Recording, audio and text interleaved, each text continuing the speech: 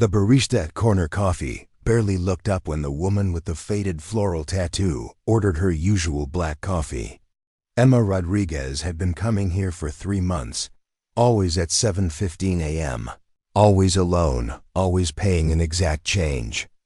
Her appearance was unremarkable: shoulder-length brown hair, simple clothes from discount stores, the kind of person who blended into crowds without effort.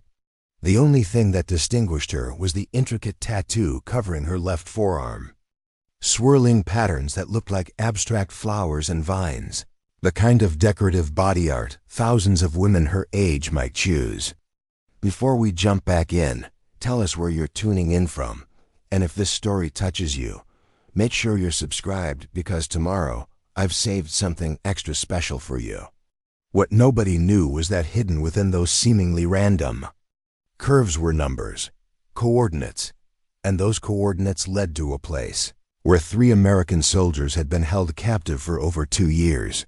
But that revelation was still hours away from changing everything. Emma settled into her usual corner booth, opening a worn paperback novel while sipping her coffee. She had perfected the art of appearing ordinary, of being invisible in plain sight. Her life in Millbrook, Oregon was carefully constructed around routines that drew no attention. She worked part-time at a local veterinary clinic, lived in a modest apartment above a flower shop, and spent her evenings reading or watching old movies. To her neighbors, she was simply another quiet woman in her early 30s who kept to herself. The veterinary clinic where Emma worked was a small practice run by Dr. Helen Winters, a kind woman in her 60s who had hired Emma without asking too many questions about her sparse resume. Emma's way with animals was remarkable. She could calm the most aggressive dogs with a gentle touch, and seemed to understand exactly what each creature needed. Her co-workers, Sarah Chun and Marcus Thompson, appreciated her reliability and quiet competence, though they knew almost nothing about her past. "You're like a ghost sometimes," Sarah had once joked. "You appear, do amazing work, then disappear. Where did you learn to handle animals like that?" Emma had simply smiled and changed the subject, as she always did when conversations turned personal. She had learned long ago that the best way to keep secrets was to become genuinely interested in other people's lives, deflecting attention through sincere curiosity about their stories. The truth was that Emma's skill with animals came from years of survival training, where reading body language and understanding fear responses could mean the difference between life and death. But that was a chapter of her life she had closed, sealed away behind carefully constructed normalcy. At the clinic, Emma's daily routine was predictable.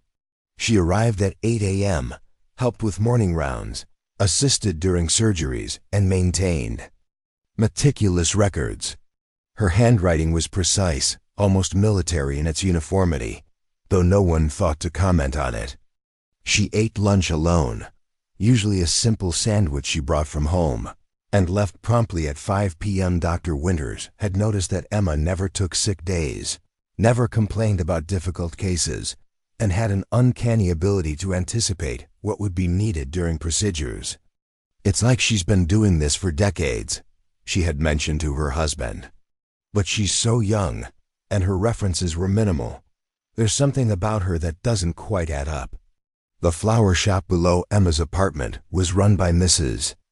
Dorothy Walsh, an elderly woman who had lived in Millbrook her entire life.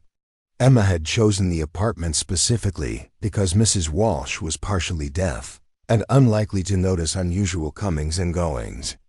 The arrangement worked well. Emma helped occasionally with heavy lifting in exchange for reduced rent, and Mrs. Walsh appreciated having someone reliable upstairs. Emma's apartment was spartanly furnished: a single bed, a small table, 2 chairs, and bookshelves filled with an eclectic mix of novels, veterinary texts, and strangely, several books on geography and cartography. The most personal item in the space was a small framed photo of 3 people in military fatigues, their faces partially obscured by shadow. Anyone glancing at it might assume it was a family photo, relatives serving overseas. They would be wrong. The three people in that photo were Master Sergeant James Crawford, Staff Sergeant Lisa Kim, and Corporal David Martinez. They had been captured during a reconnaissance mission in eastern Syria 18 months ago. Officially, they were listed as missing in action. Unofficially, intelligence sources had confirmed they were being held in a remote compound somewhere in the desert, used as bargaining chips by a militant group that had so far resisted all attempts at negotiation. Emma knew exactly where they were because she had been part of the original mission. She had been the one who escaped.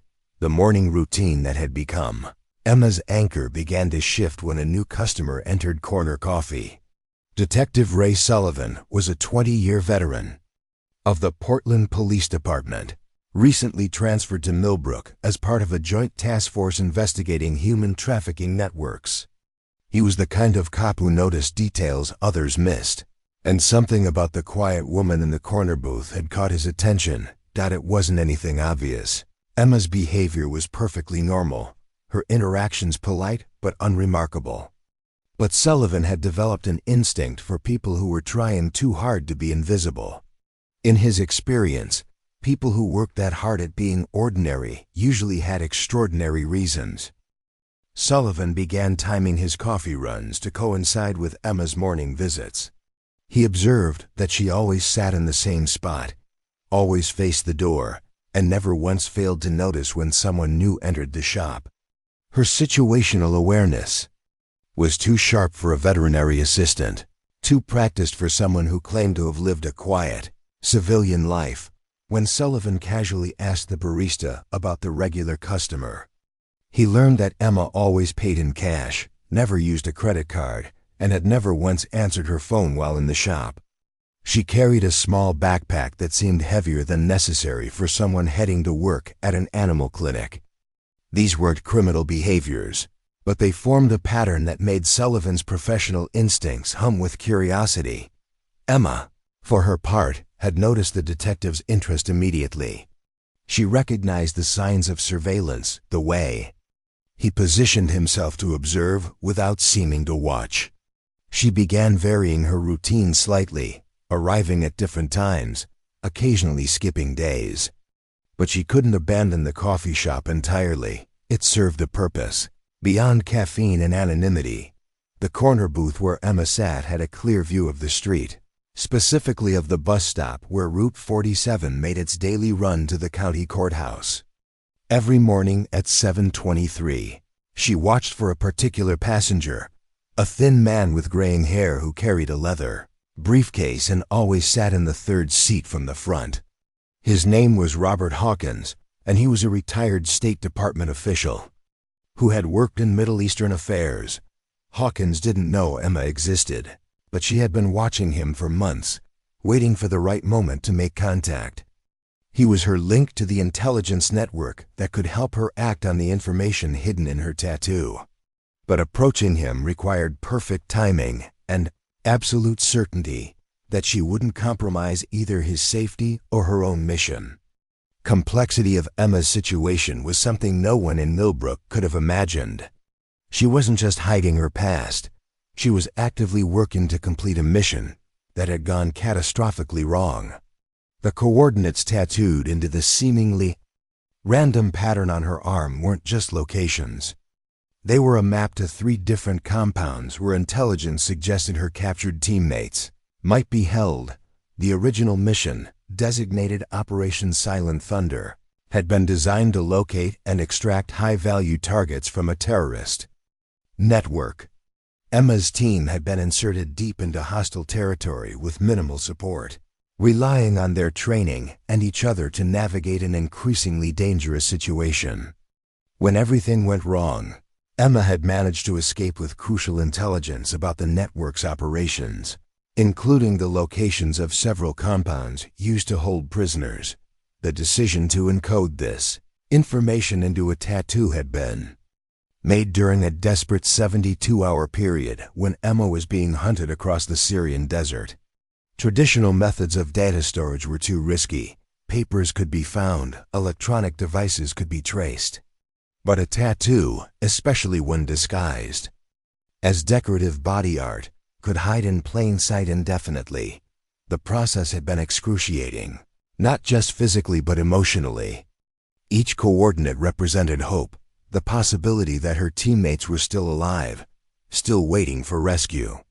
But it also represented the weight of responsibility that had driven Emma to abandon her official identity and begin a new life. Focused entirely on finding a way to act on the intelligence she carried. Dr. Winters had begun to notice subtle changes in Emma's behavior as the months passed. There were moments when Emma would pause in the middle of routine tasks, staring at nothing with an intensity that seemed out of place in their quiet practice. She occasionally received phone calls that she would take outside, speaking in hushed tones before returning to work with a tension that hadn't been there before. "Are you all right, dear?" Dr. Winters had asked one afternoon when Emma seemed particularly distracted. "You seem to have a lot on your mind lately." Emma had managed a smile that didn't quite reach her eyes. "Just personal stuff. Nothing that affects my work here." But it did affect her work, in ways both subtle and profound.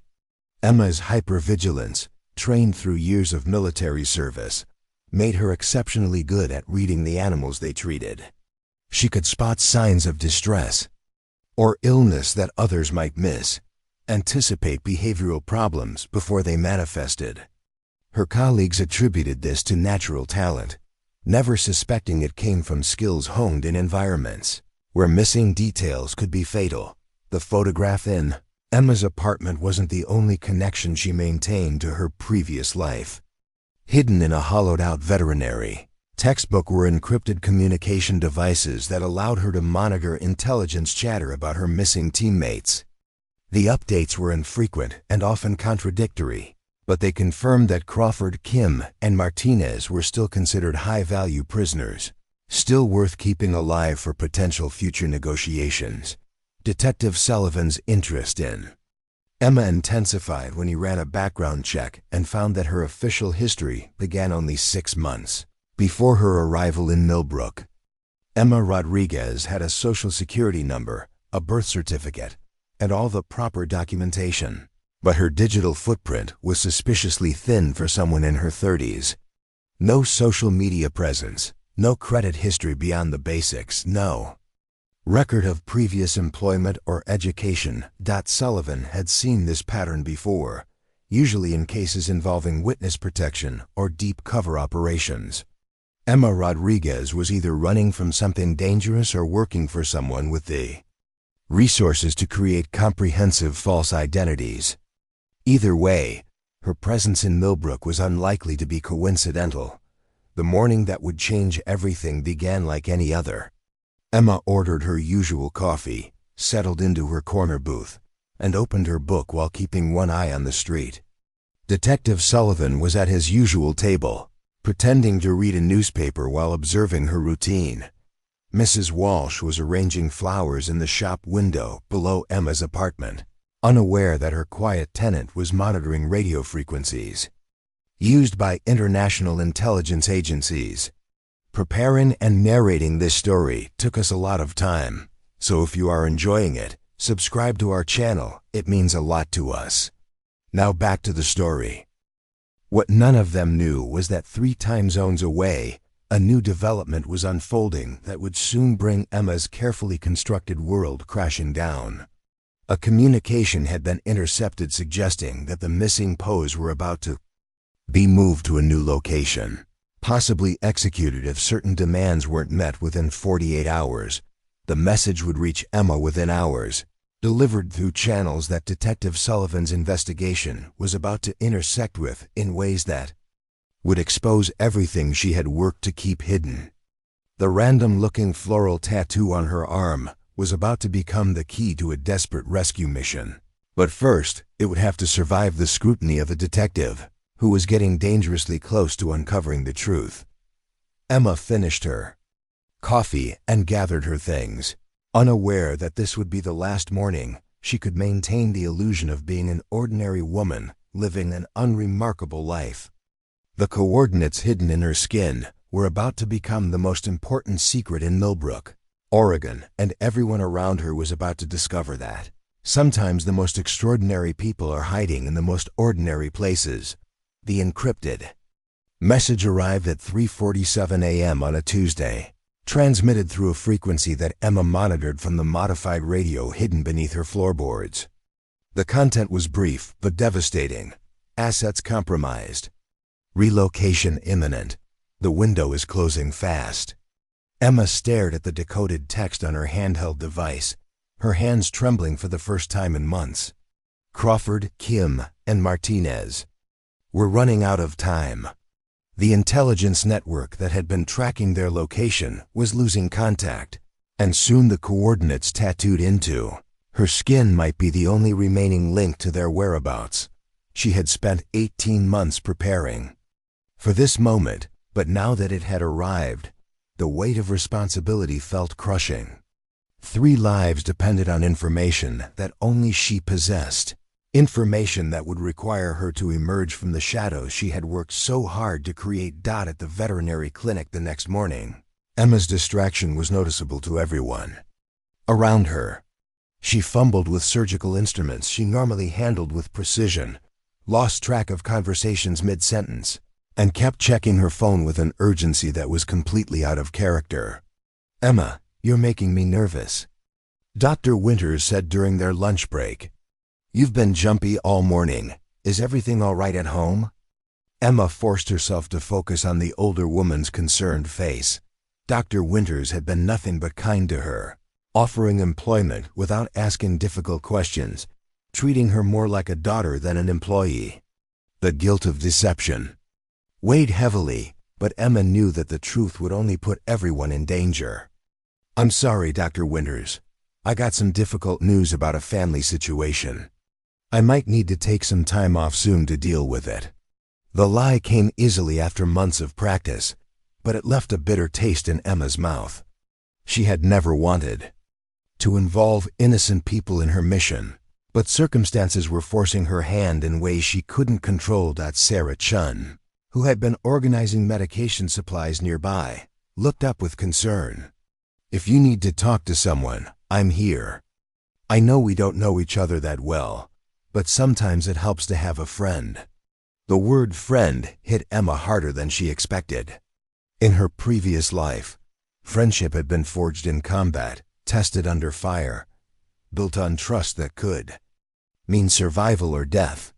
Here in Millbrook, people offered friendship casually, genuinely, without understanding the weight of what they were giving. Emma had forgotten what it felt like to be cared for, without the underlying knowledge that tomorrow might bring violence and loss.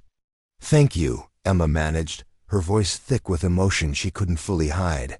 "That means more than you know." Detective Sullivan's investigation into Emma's background had intensified over the past week. What had started as professional curiosity had evolved into a full-scale inquiry as he uncovered more inconsistencies in her documented history. The Social Security number traced back to a woman who had died in infancy 28 years ago. The address listed on her employment application led to an apartment that had been vacant for over a year before Emma signed the lease. Sullivan sat in his unmarked car outside the veterinary clinic, watching Emma through the large front windows as she worked with a particularly aggressive German Shepherd.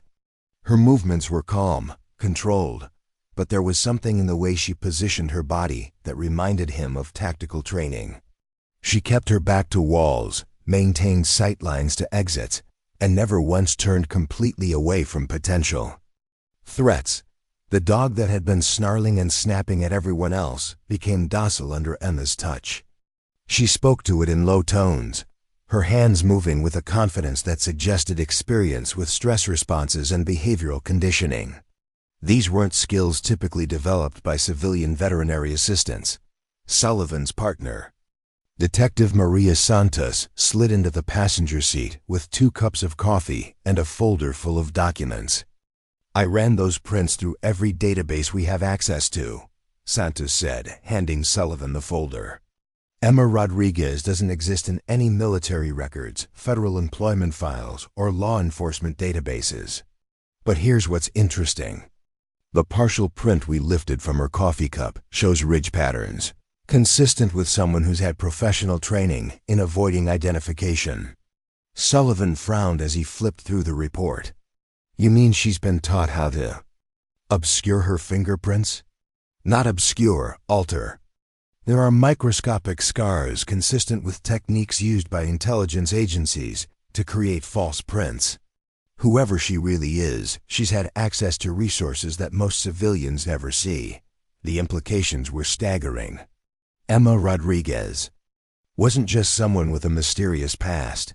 She was someone whose identity had been professionally manufactured by people with significant resources and expertise. The question was whether she was running from those people or working for them. Inside the clinic, Emma was struggling to maintain her composure as the encrypted radio in her apartment continued to deliver updates about her teammates' situation. The militant group holding them had issued new demands, including the release of 3 high-value prisoners in exchange for the Americans. The demands were impossible to meet through official channels, which meant that any rescue attempt would have to be conducted through unofficial means. The coordinates in Emma's tattoo represented more than just locations they were part of. A complex intelligence map that included guard rotations, supply routes, and structural weaknesses in the compounds where prisoners were held. But that information was useless without the resources to act on it, and Emma's current identity provided no access to the kind of support a rescue mission would require. Marcus Thompson, the clinic's newest employee, had been watching Emma with growing concern throughout the day. As a former Navy corpsman, he recognized signs of operational stress that civilians wouldn't notice. Emma's hypervigilance, her precise movements, the way she unconsciously checked exits, these were behaviors he had seen in combat veterans trying to readjust to civilian life. Emma, Marcus said during a quiet moment between patients, I don't know what your story is, but if you ever need someone to talk to who might understand, I'm here. Sometimes the hardest battles are the ones we fight alone. Emma looked up sharply, meeting his eyes for the first time since they had started working together. In that moment, Marcus saw something that confirmed his suspicions, the haunted look of someone carrying survivor's guilt, the weight of decisions made under impossible circumstances. What makes you think I need to talk about anything? Emma asked carefully. Because I've been where you are, Marcus replied quietly. Different war, different circumstances, but the same look in your eyes. The same way of watching doors, checking angles, keeping your back covered. You don't learn those habits working with animals. Emma felt her carefully constructed facade beginning to crack. Marcus wasn't asking directly, but his understanding was clear. He knew she wasn't who she claimed to be, and worse, he was offering the kind of support that she desperately needed, but couldn't accept without risking everything. Some conversations can't happen, Emma said finally. Some truths are too dangerous to share. Marcus nodded slowly. I understand. But if circumstances change, if you find yourself in a situation where you need backup, remember that some of us know how to handle dangerous truths. The offer hung in the air between them, unspoken but understood. Marcus was identifying himself as a potential ally, someone with the skills and experience to help if Emma's situation became critical. It was exactly the kind of resource she might need, but accepting help would mean revealing information that could get people killed. Sullivan's surveillance had expanded to include Emma's apartment building, the flower shop below, and the regular routes she took through town. He had noticed that Emma's daily patterns included several stops that seemed unnecessary for someone with her supposed background. She frequently walked past the county courthouse, always slowing near the bus stop for Route 47. She made regular visits to a small electronics store that specialized in radio equipment. Most tellingly, she received mail at 3 different post office boxes under names that didn't match her supposed identity. The electronics store visit was particularly intriguing. Sullivan had spoken with the owner, who remembered Emma as a customer. with unusually specific requirements for radio equipment. She had purchased components that could be used to build long-range communication devices, paying in cash and demonstrating knowledge that suggested professional training in signals intelligence. She knew exactly what she wanted, the store owner had told Sullivan. Asked about frequency ranges, encryption capabilities, things that most hobbyists wouldn't understand. When I asked what she was building, she said it was for monitoring emergency services, but the equipment she bought was way beyond anything you'd need for that. Sullivan was beginning to understand that Emma Rodriguez was involved in something far more complex than a simple case of false identity. The sophistication of her cover, the resources required to create such complete documentation, and her apparent expertise in intelligence gathering suggested connections to government, agencies or international organizations thought the breakthrough came when Santos discovered that one of Emma's post office boxes was registered under the name Elena Vasquez, an identity that traced back to a classified State Department program for protecting intelligence assets. The discovery triggered a series of secure communications between Sullivan's task force and federal agencies, communications that Emma's monitoring equipment detected within hours. Emma realized that her time in Millbrook was ending when she intercepted coded references to her apartment address and daily routine in federal law enforcement communications. Detective Sullivan's investigation had attracted attention from agencies that Emma couldn't afford to have involved. The choice was becoming clear: disappear again and abandon any hope of helping her teammates, or find a way to use the approaching confrontation to access the resources she needed for a rescue mission. The decision crystallized when another encrypted message arrived with coordinates that placed her teammates at a new location, one not included in her tattoo but close enough to suggest they were being moved between compounds in her mapped area. The window of opportunity was narrowing, and soon the intelligence she carried would be worthless. Emma made her choice during the lunch break on Thursday, walking to the electronics store where she knew Detective Sullivan had been asking questions. She purchased a high-powered radio transmitter, paying in cash while making no effort to avoid the security cameras she knew were watching. Then she returned to the clinic and waited for the confrontation she knew was coming. At 4:30 p.m., Detective Sullivan entered the veterinary clinic with Detective Santos and two federal agents whose presence immediately elevated the tension in the room. Dr. Winters looked up from her paperwork with surprise and concern, while Sarah and Marcus exchanged worried glances. "We're looking for Emma Rodriguez," Sullivan announced, his badge visible but his tone professional rather than threatening. Emma emerged from the back room, where she had been cleaning surgical instruments, her hands still wet from scrubbing. She looked at the four law enforcement officers with calm resignation, as if she had been expecting this moment for months. "I'm Emma Rodriguez," she said quietly. "I assume you have questions about my background." Dr. Winters stood up quickly, protective instincts overriding her confusion. "What's this about? Emma is one of our best employees." "If there's some kind of mistake—" "No mistake, Dr. Winters," Emma interrupted gently. "These officers have been doing their job and they've discovered that Emma Rodriguez isn't who she claims to be." The admission sent a chill through the room. Sarah and Marcus stared at Emma with expressions of shock and betrayal, while Dr. Winters sank back into her chair with a look of profound disappointment. "Then who are you?" Sullivan asked, his professional demeanor masking the excitement of finally getting answers to questions that had been haunting his investigation.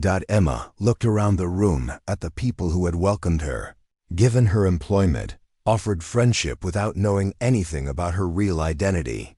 The guilt was overwhelming, but the urgency of her teammate's situation left no room for self-indulgence. "My name is Captain Elena Vasquez," she said, her voice taking on the crisp authority of her military rank. "And I've been hiding in your town because I carry information that could save the lives of 3 American prisoners of war." The revelation hit the room like a physical blow. Dr. Winters gasped. Sarah covered her mouth with her hands, and Marcus straightened to attention with a recognition that confirmed his earlier suspicions about Emma's military background. Detective Sullivan stepped forward, his investigation suddenly taking on implications far beyond local law enforcement. Captain Vasquez, I think we need to have a very serious conversation. Emma nodded, understanding that her months of careful anonymity were over. The coordinates hidden in her tattoo were about to become the center of a complex operation, involving agencies and resources she had been trying to avoid. But with time running out for Crawford, Kim, and Martinez, she no longer had the luxury of operating alone. Yes, she said, meeting Sullivan's eyes with the direct gaze of someone who had made peace with necessary sacrifices. I think we do. The federal agents escorted Elena from the veterinary clinic in handcuffs, not because she was under arrest, but because protocol demanded it when dealing with someone whose identity had been compromised through intelligence channels. The sight of their trusted colleague being led away in restraints sent shockwaves through the small clinic and quickly spread throughout Millbrook's tight-knit community. Dr. Winters stood in the doorway, tears streaming down her face as she watched the woman she had come to love like a daughter disappear into an unmarked SUV. I don't understand, she whispered to Marcus, who remained stoically at her side. She was so gentle with the animals, so dedicated to her work. How could we not have known? Marcus kept his own counsel, but his military experience told him that Elena's deception had been necessary for survival. People didn't create false identities and live under deep cover without compelling reasons, usually involving life or death situations that civilians couldn't comprehend. At the Millbrook police station, Elena sat in an interrogation room that had been hastily converted into a secure briefing area. Detective Sullivan and Agent Jennifer Morrison from the FBI's Counterintelligence Division faced her across a metal table, while Agent David Park from the CIA observed from behind one-way glass. Captain Vasquez, Agent Morrison began, consulting a classified file that had materialized from Washington within 2 hours of Elena's revelation. According to our records, you've been officially dead for 8 months. Your memorial service was attended by military leadership and your family. How exactly did that happen? Elena studied the agents carefully, evaluating how much truth she could reveal without compromising ongoing operations or endangering her missing teammates. Classified nature of Operation Silent Thunder meant that even these federal agents might not have clearance for the full details. I was presumed killed in action when my team was overrun during a classified mission in Syria, Elena said carefully. My survival was unexpected by everyone involved, including my own command structure. Agent Morrison leaned forward. The mission designation was Operation Silent Thunder, a joint CIA Special Operations Command initiative to locate and extract high-value targets from a terrorist network. The official report lists your entire 12-person team as killed in action. Not my entire team, Elena corrected, her voice taking on an edge. 3 members of my unit are still alive. Staff Sergeant Crawford, Sergeant Kim, and Corporal Martinez are being held as prisoners by the same network we were sent to infiltrate. The room fell silent as the implications of Elena's statement settled over the agents. Agent Park entered from the observation room, his expression grim. Captain, if what you're saying is true, why didn't you report this information through proper channels when you survived? Why create a false identity and disappear into civilian life? Elena's laugh was bitter, because the proper channels wrote off my team as acceptable losses and classified the mission details so deeply that even mentioning their names could trigger security violations. I tried going through official channels for 6 months. I was told to undergo psychological evaluation, medical discharge, and to accept that my teammates were dead. She rolled up her sleeve, revealing the intricate floral tattoo that had fooled everyone in Millbrook for months. This contains GPS coordinates for 3 different compounds where intelligence suggested they might be held. I had it done in Beirut by someone who owed me a favor, encoding the information in a way that wouldn't be detected by standard security screenings. Agent Morrison studied the tattoo with professional interest. You're saying those flowers hide operational intelligence? Those flowers are the operational intelligence, Elena replied. Every curve, every vine placement, every petal corresponds to longitude and latitude coordinates. The pattern maps a 15-square-mile area in eastern Syria where terrorist cells have been operating prisoner transfer routes. Detective Sullivan, who had been silent during the federal agent's questioning, finally spoke up. Captain, I've been investigating you for weeks. Your background was professionally constructed, your identity was flawless, and your behavior was consistently normal. Who helped you disappear? Elena hesitated before answering. There are people within the intelligence community who understand that sometimes official channels fail. People who believe that leaving soldiers behind is unacceptable, regardless of what political considerations might dictate otherwise. Agent Park's phone buzzed with an urgent message. After reading it, his expression became even more serious. Captain, we've just received intelligence that confirms your teammates are alive. They're being held at a compound approximately 40 miles from the coordinates you mentioned. The terrorist group is planning to execute them in 72 hours, unless their demands for prisoner exchanges are met. The news hit Elena like a physical blow. After 18 months of uncertainty, confirmation that Crawford, Kim, and Martinez were alive should have been a relief. But the execution deadline transformed hope into desperate urgency. What demands? Elena asked, though she suspected she already knew the answer. Release of 3 high-value terrorist leaders currently held at Guantanamo Bay. Agent Morrison replied. The State Department has already indicated that the demands are non-negotiable. Officially, there will be no prisoner exchange. Elena stood abruptly, her chair scraping against the concrete floor. Then unofficially, we need to extract them. My tattoo contains not just location data, but guard rotation schedules, supply route timings, and structural weaknesses in the compounds. Everything needed for a rescue mission.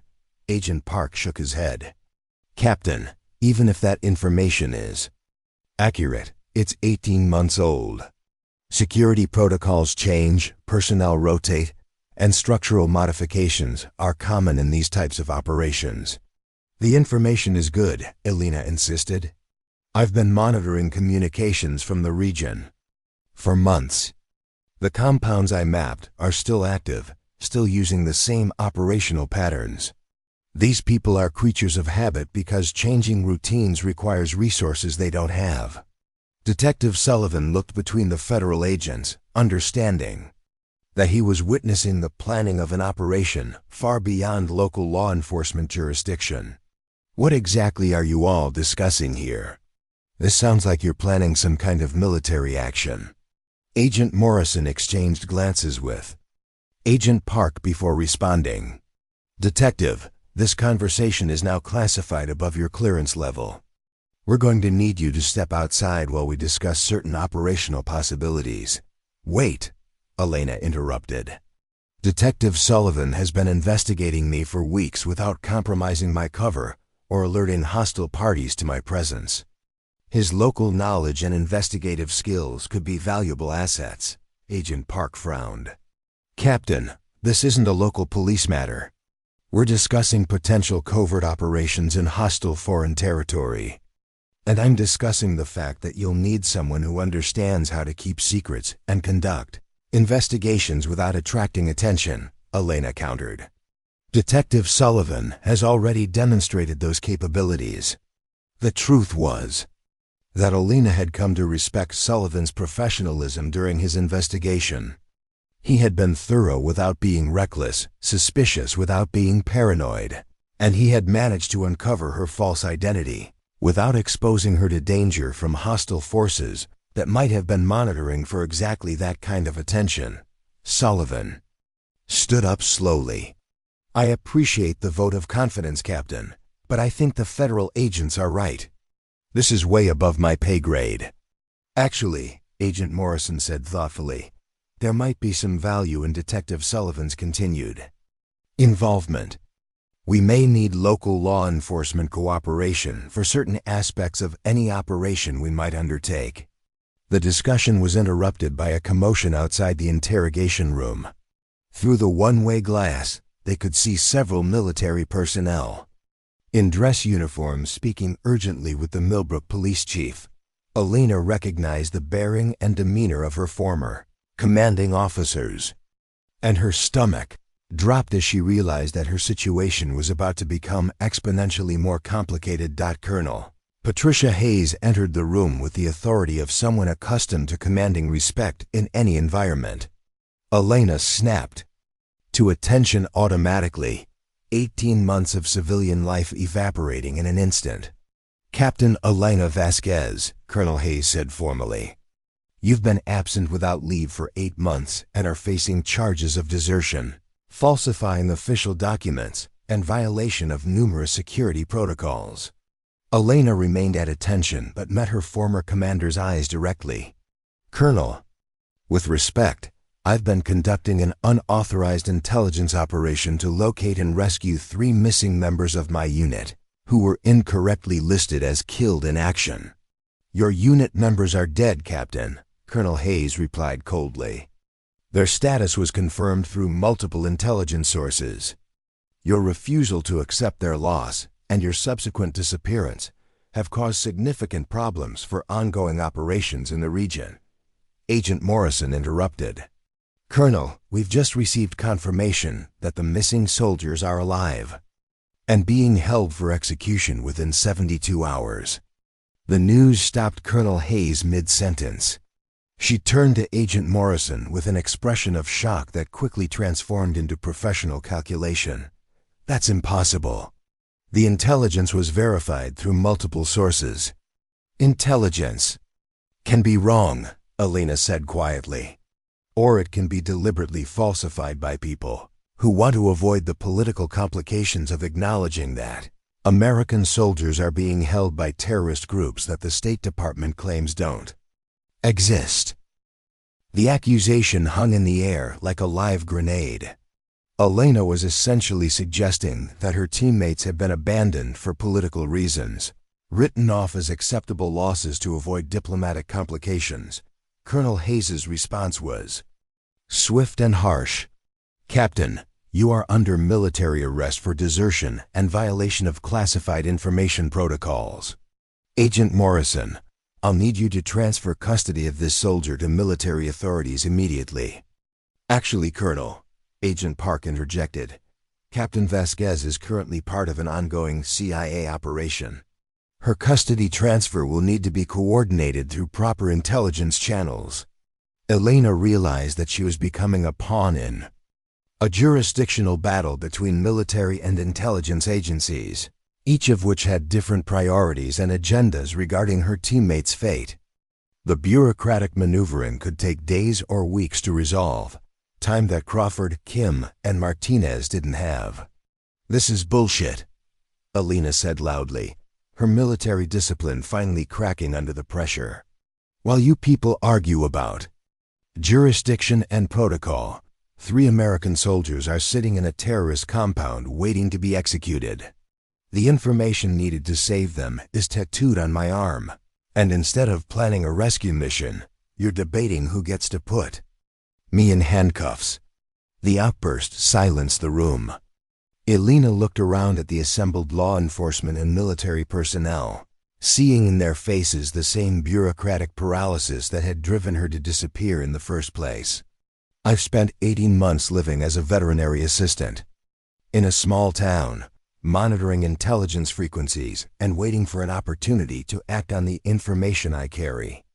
Now that opportunity is here, and you want to waste it on administrative procedures." Detective Sullivan, who had been quietly observing the power struggle, stepped forward. "Maybe there's a way to resolve this that serves everyone's interests." "Agent." Morrison looked at him with skepticism. What do you mean, Detective? Captain Vasquez has information that could save American lives. Colonel Hayes has legitimate concerns about military discipline and security protocols. The CIA has operational interests in the region. Instead of fighting over who controls what, why not pool resources and expertise to accomplish the mission? Elena looked at Sullivan with new respect. In a room full of federal agents and military officers, the small-town detective was the one. Thinking tactically rather than politically, Colonel Hayes shook her head. Detective, you don't understand the complexity of international operations or the security clearance requirements involved. Maybe not, Sullivan replied. But I understand that 3 American soldiers are going to die in 3 days if this room full of highly trained professionals can't figure out how to work together. The rebuke was delivered with quiet authority that surprised everyone present. Detective Ray Sullivan, 20-year veteran of small-town policing, had just lectured a colonel, 2 federal agents, and a decorated special operations captain about mission priorities. Agent Park's phone buzzed again with another urgent message. After reading it, he looked up with an expression of grim determination. The execution timeline has been moved up. We now have 48 hours instead of 72. If we're going to act, we need to decide right now whether we're going to keep arguing about procedure or start planning a rescue mission. Elena felt the walls closing in around her teammates, the bureaucratic delays eating away precious hours that could mean the difference between life and death. The coordinates in. Her tattoo had waited 18 months to be useful, and now their value was measured in hours rather than months or years. The information is perishable, she said urgently. Every hour we delay gives them more time to move the prisoners or change security protocols. If we're going to do this, it has to be now. Colonel Hayes, Agent Morrison, Agent Park, and Detective Sullivan looked at each other, each representing different institutions with different priorities, all facing the same impossible deadline. Outside the interrogation room, Elena could see more military and federal personnel arriving, transforming the small-town police station into an impromptu command center for an operation that was either about to save 3 lives or end several. Careers. The decision point had arrived, and Elena realized that her months of hiding in Millbrook had led to this moment. A room full of professionals who had to choose between following protocol and saving American soldiers. 47 hours and counting, Agent Park announced. Checking his watch, Elena looked down at her tattoo, the floral pattern that had fooled everyone for months, but now might be the key to bringing her teammates home. The coordinates were ready. The intelligence was compiled. The only question was whether the people in this room had the courage to act on it. The tension in the Millbrook police station reached a breaking point when Agent Park's secure satellite phone rang with the distinctive tone reserved for flash priority communications from Langley. Every conversation stopped as he answered with the cryptic authentication codes required for the highest levels of classified intelligence. Park here. Confirmed. Understood. 47 minutes ago. Roger. That. When he ended the call, his face had gone ashen. The silence stretched unbearably as everyone waited for information that could change everything. Satellite intelligence has confirmed prisoner movement at coordinates matching Captain Vasquez's intelligence, Agent Park announced. 3 individuals consistent with American military personnel were photographed being transferred between compounds 6 hours ago. The transfer route follows exactly the pattern Captain Vasquez described in her tattoo mapping. Colonel Hayes stared at Elena with an expression that cycled through disbelief, shock, and something approaching awe. For 8 months, she had been mourning soldiers she believed were dead, attending memorial services, writing letters to families, carrying the guilt of a mission that had seemingly claimed an entire unit. "That's impossible," Colonel Hayes whispered. "The intelligence reports, the satellite imagery, the human assets on the ground, Everything confirmed they were killed in the compound bombing. Elena stepped forward, her military bearing reasserting itself as she addressed her former commander.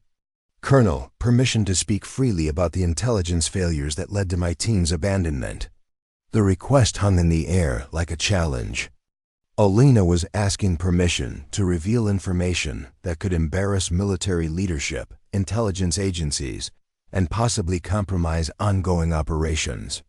But with her teammates' lives confirmed to be hanging in the balance, the usual protocols seemed inadequate.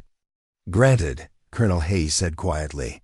Elena took a deep breath before beginning what amounted to a devastating critique of the operation that had been written off as a complete failure. Operation Silent Thunder was compromised from the beginning by intelligence that was either outdated or deliberately falsified. We were told we were extracting a high-value target from a lightly defended compound. Instead, we walked into a coordinated ambush involving over 200 hostile fighters. Agent Morrison leaned forward, recognizing the implications of Elena's statement. "You're suggesting the intelligence was intentionally wrong?" "I'm stating that the intelligence was so fundamentally flawed that it could only have been the result of deliberate deception or catastrophic incompetence," Elena replied. "My team fought for 16 hours against overwhelming odds before the compound was bombed. I was thrown clear by the explosion, but I saw Crawford, Kim, and Martinez being dragged away by fighters who were very much alive and organized."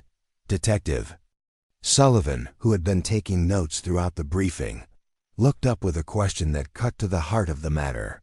"Captain, if you saw your teammates being captured, why didn't you report that immediately?" Elena's expression darkened, with anger that had been building for 18 months. "Because when I made contact with extraction teams 12 hours later, I was told that the compound had been completely destroyed and all personnel were confirmed killed in action. When I insisted that 3 team members had been captured, I was ordered to undergo psychological evaluation for trauma-induced hallucinations." The room fell silent as the implications of Elena's statement settled over everyone present. She was describing a military and intelligence establishment that had chosen to believe convenient lies rather than pursue difficult truths. "I spent 6 weeks in a military psychiatric facility being treated for survivors' guilt and post-traumatic stress," Elena continued, her voice taking on the clinical detachment of someone recounting trauma. "Every time I mentioned seeing my teammates captured, the sessions were extended. When I finally agreed that they were dead, I was processed for medical discharge and given a service medal for my sacrifice." Colonel Hayes sat down heavily, the weight of Elena's revelations clearly affecting her deeply. "Captain, if what you're saying is true, then military leadership has been operating under false assumptions for over a year." "It's worse than that," Elena said grimly. "While we were writing off Crawford, Kim, and Martinez as acceptable losses, they were being used as intelligence assets by their captors. Every military operation they've observed, every classified information they've been forced to reveal, every strategic advantage we've lost, all of it could have been prevented if we had acknowledged the truth instead of choosing the politically convenient fiction." Agent Park's phone buzzed with another urgent message. After reading it, he looked up with an expression of grim vindication. "Additional satellite intelligence confirms that the compound where the prisoners are being held has been active for over 18 months. Communication intercepts suggest that American prisoners have been providing tactical intelligence under duress during that entire period." The news hit the room like a physical blow. Elena's teammates hadn't just been abandoned, they had been unknowingly turned into intelligence assets for hostile forces while their own government mourned them as heroes who died serving their country.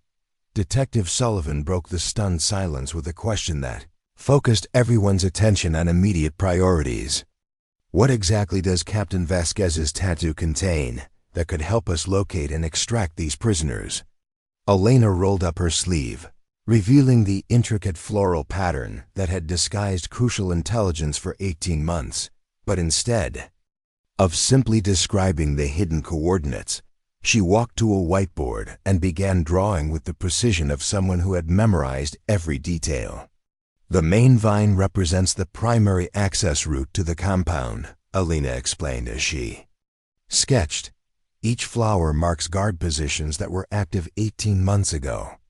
The leaf patterns indicate structural weaknesses, points where walls could be breached or where surveillance coverage is limited. As Alina drew, the seemingly random tattoo revealed itself to be an incredibly detailed tactical map. The flowers weren't just decorative elements, they were precisely positioned markers, indicating everything from guard rotations to supply delivery schedules. This larger blossom here represents the main compound where high-value prisoners are held, Alina continued, pointing to an elaborate rose design on her forearm. The thorns indicate defensive positions, while the petals show internal room layouts based on architectural intelligence we gathered during the original mission. Agent Morrison watched in fascination as Alina transformed her tattoo into a comprehensive operational briefing. Captain, this level of detail ... How did you memorize all of this? Because forgetting meant abandoning my team, Alina replied simply. Every night for 18 months, I've gone over these details, updating them with new intelligence when available, maintaining them like a sacred trust. Colonel Hayes stood up and approached the whiteboard, studying Alina's drawings with the eye of someone who had planned countless military operations. This is remarkable tactical intelligence, but it's also 18 months old. Security protocols change, personnel rotate, and defensive positions evolve, which is why I've been monitoring regional communications and updating the intelligence. When possible, Alina said, walking to her backpack and retrieving a tablet that had been disguised as an e-reader. I've been tracking guard rotation schedules, supply deliveries, and personnel changes through intercepted communications. She activated the tablet, revealing a sophisticated intelligence interface that displayed real-time data overlaid on satellite imagery. The compound layouts have remained consistent, but I've identified changes in guard strength, updated defensive positions, and current prisoner holding areas. Agent Park looked at the tablet with professional admiration. Captain, this intelligence network you've constructed, it's more comprehensive than some official CIA operations. How did you gain access to these communication channels? Alina hesitated before answering. Through contacts who understand that leaving soldiers behind is unacceptable regardless of political considerations. There are people in the intelligence community who believe that official channels sometimes fail, and when they do, unofficial channels become necessary. The revelation that Alina had been operating her own intelligence network while living under deep cover in a small town was staggering. She hadn't just been hiding from her past, she had been actively working to complete her mission using resources that most intelligence professionals could only dream of accessing. Detective Sullivan, who had been studying the tactical displays, asked the question that everyone was thinking but afraid to voice.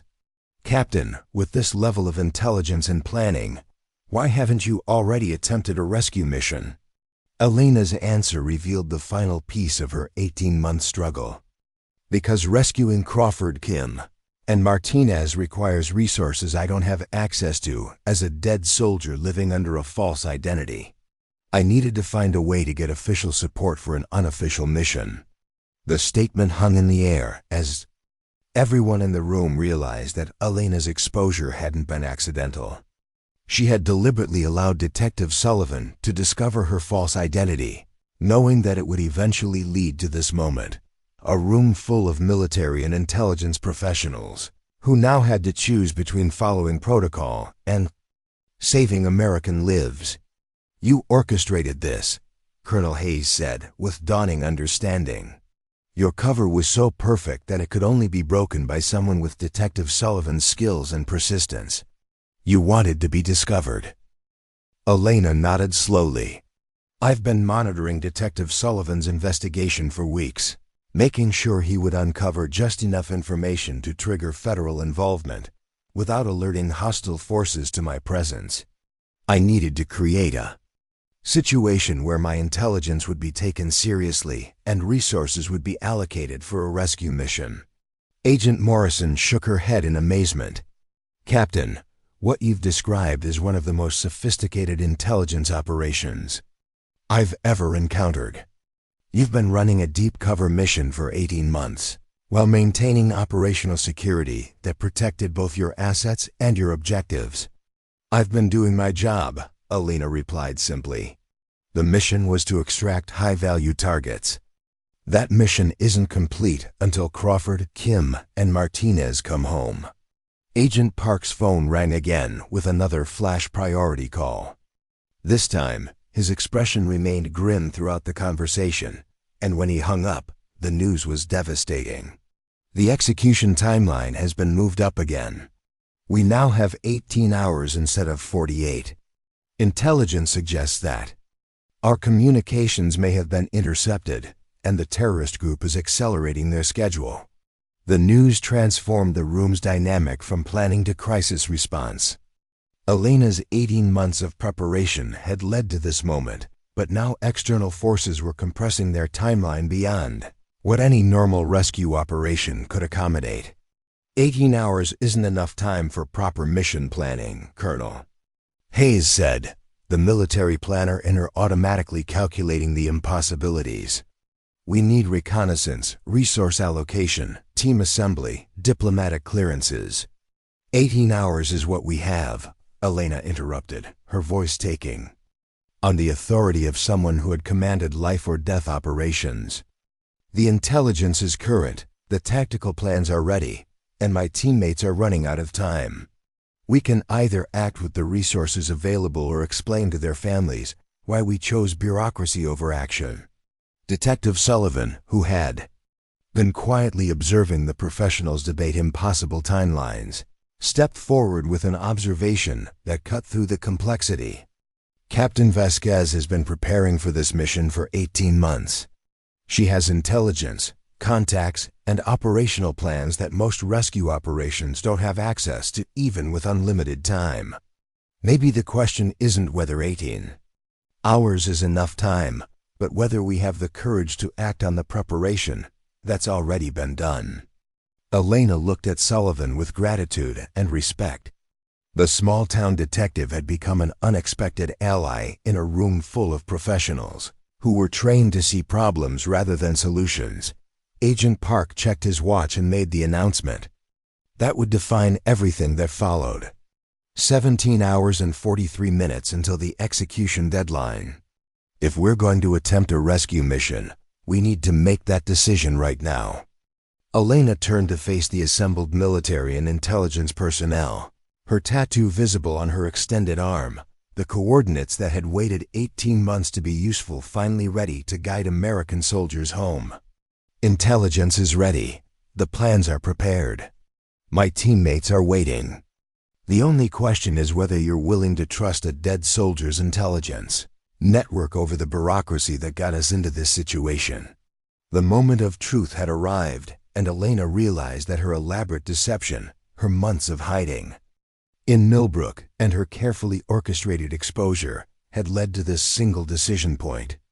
In 17 hours and 43 minutes, 3 American soldiers would either come home or die in a terrorist compound.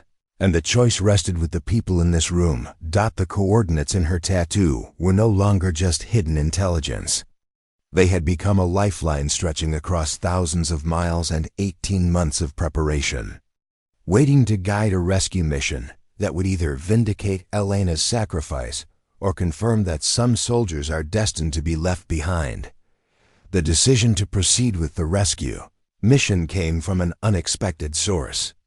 General Patricia Anderson, commander of Joint Special Operations Command, appeared on Agent Park's secure video conference screen with the authority that ended all debate. Her presence meant that Elena's situation had escalated to the highest levels of military command. Captain Vasquez, General Anderson said, her voice carrying across the improvised command center that the Millbrook police station had become. Your intelligence network has provided more actionable information about this terrorist cell than our official assets have gathered in 2 years. We're authorizing immediate mission planning based on your tactical assessment. Elena stood at attention automatically, muscle memory overriding 18 months of civilian behavior. General, thank you for... Don't thank me yet, Captain, General Anderson interrupted. I'm about to tell you things about Operation Silent Thunder that will explain why your teammates were abandoned and why you were declared dead. Some of this information has been classified above presidential briefing level. The room fell silent as everyone realized they were about to receive intelligence that existed at the highest levels of national security. Elena felt her stomach tighten with the knowledge that whatever came next would fundamentally change her understanding of everything that had happened to her team. Operation Silent Thunder was not the mission you were briefed for, General Anderson began. Your actual objective was to serve as bait in a larger operation designed to draw out the leadership of the terrorist network. Military intelligence knew the compound was heavily defended. You were expected to be captured or killed. The words hit Elena like physical blows. Her team hadn't failed an extraction mission. They had succeeded as sacrificial pawns in a larger game where their lives were considered acceptable losses from the beginning. Colonel Hayes stared at the screen in horror. General, are you saying that Captain Vasquez's team was deliberately sent into an impossible situation? I'm saying that sometimes military objectives require sacrifices that individual soldiers aren't told about in advance. General Anderson replied coldly. Operation Silent Thunder successfully identified the network's response capabilities, confirmed the location of their primary leadership, and provided intelligence that led to 17 successful operations against terrorist assets. Elena's legs gave out, and she sank into a chair as the full scope of the betrayal became clear. Crawford, Kim, and Martinez hadn't been abandoned by accident. They had been deliberately sacrificed for intelligence that had already been harvested and used for other operations. You got what you needed from our capture, Elena said, her voice hollow with shock. The mission was never about extraction. It was about using us as bait to map their network. The intelligence gathered from Operation Silent Thunder has saved thousands of American lives, General Anderson continued. Your sacrifice was not in vain, even if it wasn't voluntary. Agent Morrison looked at the screen with disgust.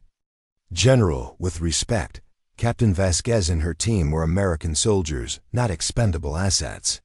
They deserved to know what they were walking into. Agent Morrison, you don't have the security clearance to question operational decisions made at this level. General Anderson replied sharply.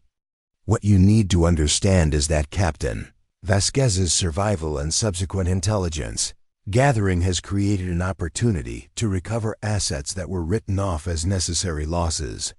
Elena stood up slowly, her military training warring with rage that threatened to overwhelm her discipline. General, my teammates have been tortured and used as intelligence sources for 18 months while you celebrated the success of the mission that abandoned them. How exactly do you justify that? I don't justify it, Captain. I accept it as the cost of protecting American interests in a hostile region. But now we have an opportunity to minimize those costs by bringing your teammates home. Detective Sullivan, who had been listening to the exchange with growing anger, stepped forward. General, I'm just a small-town cop, but what you're describing sounds like a war crime. You deliberately sent soldiers into a trap without their knowledge or consent. Detective Sullivan, you're correct that your law enforcement experience doesn't qualify you to evaluate military strategy, General Anderson said dismissively. What matters now is whether we can execute a rescue mission in the time remaining. Elena walked to the whiteboard where her tattoo intelligence had been transcribed, staring at the tactical details that represented 18 months of preparation for a mission she now understood was never supposed to succeed. The compound layouts I memorized, the guard rotations I tracked, the intelligence network I built. All of it was created to complete a mission that was designed to fail from the beginning. Elena said quietly, "My teammates are alive because they were too valuable as prisoners to execute immediately. Their suffering has been prolonged because it served intelligence purposes." Agent Park, who had remained silent during General Anderson's revelations, finally spoke up. "General, the political implications of this information are staggering. If it becomes public that American soldiers were deliberately used as bait without their knowledge, which is why this conversation is classified at the highest levels," General Anderson replied. "The rescue mission will be conducted with full resource support, but the operational details of the original mission remain beyond discussion." Elena turned away from the whiteboard to face the video screen directly. "General, I don't care about political implications or classification levels. I care about bringing Crawford, Kim, and Martinez home. Will you provide the resources necessary for extraction?" "A full special operations team is being assembled as we speak," General Anderson confirmed. "They'll be equipped with the latest technology and will have access to real-time intelligence support. Your tactical knowledge will be invaluable for mission planning." Colonel Hayes, who had been processing the implications of General Anderson's revelations, asked the question that everyone was thinking. "General, why is Captain Vasquez being offered this level of support now, when her previous attempts to report her teammates' survival were dismissed?" "Because 18 months ago, recovering 3 captured soldiers wasn't worth the political complications of admitting operational failures," General Anderson answered bluntly. "Today, with satellite confirmation of their location and a compressed timeline that limits diplomatic options, military extraction has become the preferred solution." The cold calculation behind the decision was devastating. Elena's teammates were finally being rescued, not because their lives had value, but because their deaths had become politically inconvenient. Elena walked to her concealed communications equipment and activated a frequency that she had been monitoring for months. The radio crackled to life with Arabic conversations between guards at the compound where her teammates were being held. "The execution preparations began 4 hours ago," Elena translated as the conversations continued. "They're building a platform for public broadcast of the killings. Crawford is being moved to a separate cell for interrogation about recent American operations in the region." Agent Morrison listened to the intercepted communications with professional interest. "Captain, your language skills and intelligence gathering capabilities are remarkable. How did you develop this level of operational expertise?" Elena's answer revealed another layer of her background that explained her extraordinary capabilities. "I was recruited for special operations directly from the Defense Language Institute. After demonstrating aptitude for rapid language acquisition and cultural infiltration. Before Operation Silent Thunder, I had completed 7 successful deep cover missions in the Middle East." The revelation that Elena was a highly trained intelligence operative rather than a standard special forces soldier added new dimensions to her story. Her ability to create false identities, monitor communications, and operate independently wasn't just survival instinct. It was the result of years of specialized training. "Which explains how you were able to disappear so completely after your extraction," Agent Park said with new understanding. "You used skills that most soldiers never developed to create and maintain your civilian identity." Elena nodded grimly. "The same skills that made me valuable for the original mission also made it possible to survive its failure and prepare for completion on my own terms." Detective Sullivan, who had been taking notes throughout the conversation, looked up with a question that cut to the heart of the operational planning.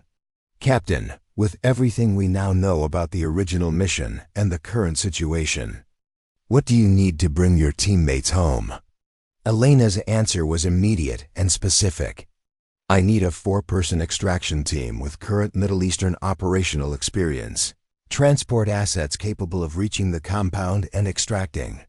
5 people under hostile conditions, and communication equipment that can coordinate with my existing intelligence network. The team is already being assembled, General Anderson confirmed from the video screen. They'll arrive at your location within 6 hours. Transport assets are being positioned for immediate deployment once mission planning is complete. Agent. Morrison looked at Elena with professional respect that had been building throughout the revelation of her true capabilities. Captain, you've essentially been running a one-person intelligence operation for 18 months while maintaining perfect operational security.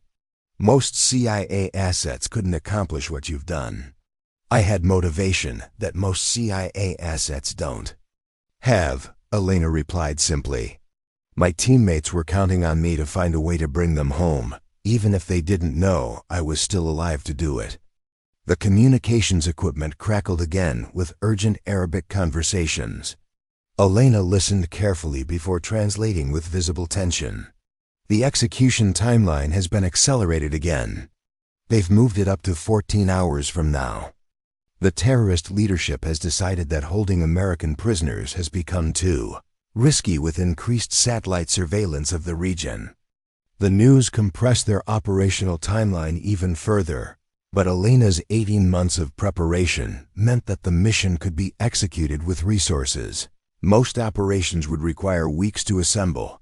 Colonel Hayes studied the tactical displays that Elena had created from her tattoo intelligence. Captain, assuming the extraction team arrives on schedule and transport assets are in position, what are the realistic chances of mission success? Elena's answer reflected both her professional assessment and her personal determination. With current intelligence, proper resources, and execution within the next 12 hours, I estimate an 85% probability of successful extraction. The remaining 15% represents variables that can't be controlled through planning. Those are better odds than most rescue operations achieve even with optimal conditions, Agent Park observed. Because this isn't a standard rescue operation, Elena corrected. This is the completion of a mission that began 18 months ago. Every detail has been planned, every contingency has been considered, and every resource has been prepared. The only thing that was missing was official support. General Anderson's image on the video screen commanded attention as she delivered the final authorization that would transform Elena's 18-month intelligence operation into an official military mission.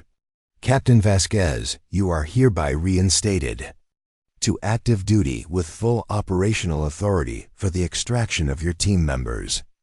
All resources requested are approved. All support assets are authorized, and all classification levels necessary for mission success are granted. Elena stood at attention as she received the authorization that vindicated 18 months of preparation and sacrifice. General, understand. Mission authorization received. Captain, there's one more thing, General Anderson added. This mission is being conducted with presidential awareness and approval. Success will result in full recognition for your service and your teammates' sacrifice. Failure will be disavowed at all levels. The stakes couldn't be higher, but Elena had been living with those pressures for 18 months. The difference now was that she finally had the resources to act on the intelligence she had been carrying. Detective Sullivan, who had witnessed Elena's transformation from mysterious veterinary assistant to special operations commander, shook his head in amazement. Captain, is there anything about this situation that you haven't been planning for? Elena looked around the room at the assembled military and intelligence professionals who would support her mission, then looked down at the tattoo that had hidden crucial intelligence for 18 months. Detective, I've been planning for this moment since the day I escaped from Syria. Every decision, every relationship, every aspect of my life in Millbrook has been preparation for bringing Crawford, Kim, and Martinez home. Today, 18 months of planning becomes 18 hours of execution. The revelation was complete. Elena's teammates were alive, her mission was authorized, And the intelligence that had been hidden in her tattoo was about to guide the most important operation of her life. In 14 hours, 3 American soldiers would either come home or die in a terrorist compound, and the success or failure of their rescue would depend on the preparation that had begun the day. Elena decided that leaving soldiers behind was unacceptable. The coordinates in her tattoo were no longer just hidden intelligence. They had become the roadmap for a mission that would define whether 18 months of sacrifice and preparation had been worthwhile. The extraction team arrived at Millbrook Regional Airport aboard a civilian cargo plane that bore no military markings, but carried enough sophisticated equipment to outfit a small army. Elena watched from the airport's observation deck as 4 operatives disembarked with the fluid precision of soldiers who had worked together in hostile environments where mistakes meant death. Team leader Captain Marcus Reaper Williams was a 12-year veteran of Delta Force with operational experience spanning 3 continents. His second-in-command, Sergeant First Class Angela Ghost Thompson, held the distinction of being one of only 6 women to complete the Army's most classified infiltration training program. Communications Specialist Staff Sergeant Jose Wire Gutierrez had coordinated rescue operations in 17 different countries, while Medic Sergeant Rachel Doc Chin carried certifications in combat medicine that qualified her to perform surgery under fire. Elena met them at a hangar that had been converted into a temporary operations center by advance teams who had arrived hours earlier. The transformation was remarkable. What had been empty space that morning now contained satellite communication arrays, tactical planning stations, and equipment that represented the cutting edge of military technology. Captain Vasquez Williams said as he approached, his handshake firm and his eyes evaluating Elena with the professional assessment of someone accustomed to working with unknown assets. "I've read your file. 18 months of solo intelligence gathering while maintaining deep cover is impressive work." Elena studied Williams and his team, recognizing in their bearing the same competence and dedication she had seen in Crawford, Kim, and Martinez before everything went wrong. The difference was that these operators knew what they were walking into, while her teammates had been deliberately deceived about their mission parameters. "Captain Williams, I appreciate the compliment, but I need to know that your team understands the tactical realities of what we're attempting," Elena replied. "This isn't a standard extraction. The compound is heavily defended, the prisoners have been held for 18 months, and we have reason to believe they may have been subjected to interrogation that could affect their physical and mental condition." Sergeant Thompson stepped forward with a tablet displaying satellite imagery that had been captured within the last 4 hours. "Captain, we've been monitoring the target location since your intelligence was verified. Guard strength has increased to 43 personnel. Defensive positions have been reinforced, and we've identified what appears to be preparation for a public execution." The news was sobering but not unexpected. Elena had anticipated that the terrorist group would increase security once they decided to kill their prisoners, rather than continue using them for intelligence purposes. "Show me the current layout," Elena requested, moving to the tactical planning station where her tattooed intelligence had been integrated with real-time satellite data. What she saw was both encouraging and troubling. The compound's basic structure remained consistent with her 18-month-old intelligence, confirming that her tattoo coordinates were still accurate. However, defensive improvements and increased personnel strength meant that the extraction would be significantly more dangerous than originally anticipated. "The good news is that the structural weaknesses I identified are still present," Elena said, pointing to specific locations on the satellite imagery. "These walls haven't been reinforced, and the sight lines that provided cover for approach routes are unchanged." "And the bad news?" Williams asked. "The bad news is that guard strength has more than doubled. They've added heavy weapons positions here and here." Elena indicated 2 locations that hadn't been present in her original intelligence, and they've moved the prisoners to a more secure section of the compound. Staff Sergeant Gutierrez looked up from communication equipment he had been configuring. Captain Vasquez, your intelligence network has been monitoring their communications for months. Are you still receiving actionable information about guard rotations and prisoner locations?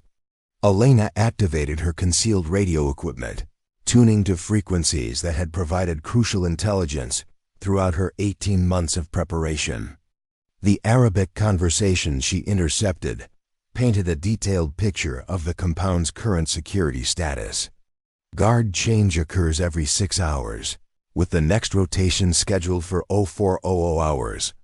Elena translated as she listened. The prisoners are being held in the eastern section of the compound, separated into individual cells for psychological pressure. Crawford is in cell 3, Kim is in cell 7, and Martinez is in cell 12. The specificity of Elena's intelligence impressed the extraction team. Most rescue operations worked with limited information about prisoner locations and guard patterns, but Elena's monitoring had provided details that significantly improved their chances of success. Captain, Sergeant Chun said, studying medical intelligence reports. Do we have any information about the prisoner's physical condition? 18 months of captivity could result in injuries or medical conditions that might affect extraction procedures. Elena's expression darkened as she accessed intelligence that she had been reluctant to fully confront. Interrogation sessions have resulted in injuries to all 3 prisoners. Crawford has a leg injury that limits his mobility. Kim has suffered hearing damage from prolonged sound torture. Martinez appears to be in the best physical condition, but psychological assessments suggest significant trauma responses. The medical intelligence meant that the extraction would need to account for prisoners who might not be able to move quickly or follow complex instructions during the rescue operation. Williams studied the tactical displays with the methodical approach of someone who had planned dozens of similar operations. Captain Vasquez, your intelligence provides us with advantages that most extraction teams never have. However, the defensive improvements and prisoner conditions create challenges that will require tactical adjustments. What kind of adjustments?